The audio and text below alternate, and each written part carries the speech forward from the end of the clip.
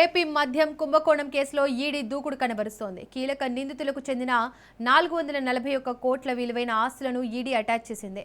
Attach చేసిన వాటిలో కేసిరెడ్డి రాజశేఖర్ రెడ్డి, భూనేటి చాణక్య, దొంతురెడ్డి వాసుదేవరెడ్డి ఆస్తులున్నాయి. మద్యం కుంభకోణంలో ప్రభుత్వానికి 4,000 కోట్ల నష్టం జరిగినట్లు ఆరోపణలున్నాయి. 2019 తర్వాత లిక్కర్ పాలసీలో మార్పులు చేసినట్లు ఈడీ గుర్తించింది. పాత మద్యం బ్రాండ్లను మార్కెట్ నుంచి తొలగించి ఫేవర్ బ్రాండ్లకు ప్రత్యేక ఆర్డర్లు ఇచ్చినట్లు విచారణలో తేలింది.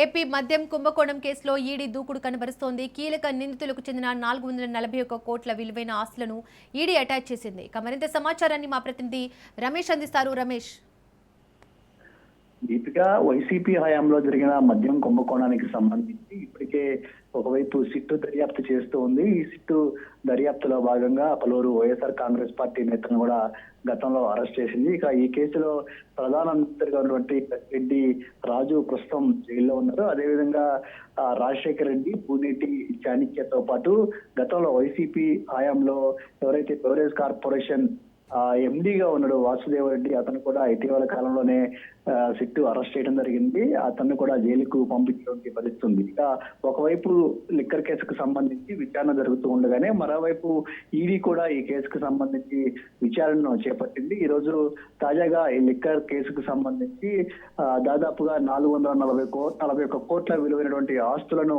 ఈడీ అటాచ్ చేసింది. ఈ కేసులో నిందితులుగా ఉన్నటువంటి కేసిరెడ్డి రాజశేఖర్ రెడ్డి, భూనేటి చాణక్య, వాసుదేవరెడ్డి ఆస్తులను అటాచ్ చేస్తున్నట్లు ఈడీ ప్రకటించింది. దాదాపుగా 1000 కోట్లకు పైగా మనీ లాండరింగ్ ద్వారా డబ్బులు విదేశాలకు, షెల్ కంపెనీలకు తరలి వెళ్ళినట్లు ఈడీ విచారణలో గుర్తించినట్టు తెలుస్తుంది. అందులో భాగంగా మొదటగా 441 కోట్ల ఆస్తులను అటాచ్ చేయడం జరిగింది. ఇక ఈ కేసుకు సంబంధించి ఫర్దర్ గా కూడా విచారణ జరుగుతున్నటువంటి పరిస్థితి కూడా ఉంది. రానున్నటువంటి రోజుల్లో ఈడీ ఇంకా మరికొన్ని ఆస్తులు కూడా అటాచ్ చేసే అవకాశం ఉంది. ఇప్పటి వరకు అయితే ఈ కేసులో ఉన్నటువంటి రాజశేఖర్ రెడ్డి ప్రధాన నిందితుడు, అదేవిధంగా వాసుదేవరెడ్డి, భూనేటి చాణక్యుల ఆస్తులు మాత్రమే అటాచ్ అయ్యాయి. ఇక వైఎస్ఆర్ కాంగ్రెస్ పార్టీకి సంబంధించి గతంలో ఇదే కేసులో చెవిరెడ్డి భాస్కర్ రెడ్డి కావచ్చు, ఎంపీ మిథున్ రెడ్డి కావచ్చు, అదేవిధంగా జగన్ హయాంలో అధికారులుగా పనిచేసినటువంటి కృష్ణమోహన్ రెడ్డి, ధనంజయ రెడ్డి లాంటి వాళ్ళని కూడా అరెస్ట్ చేసింది. కాబట్టి ఈడీ రానున్నటువంటి రోజుల్లో వీళ్ళ ఆస్తుల అటాచ్మెంట్ కి సంబంధించి ఏమైనా ఒక కీలక నిర్ణయం తీసుకుంటుందని ఒక చర్చ కూడా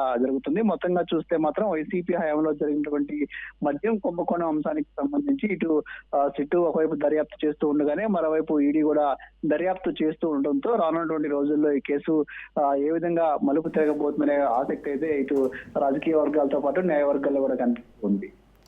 రైట్ రమేష్, థ్యాంక్ యూ.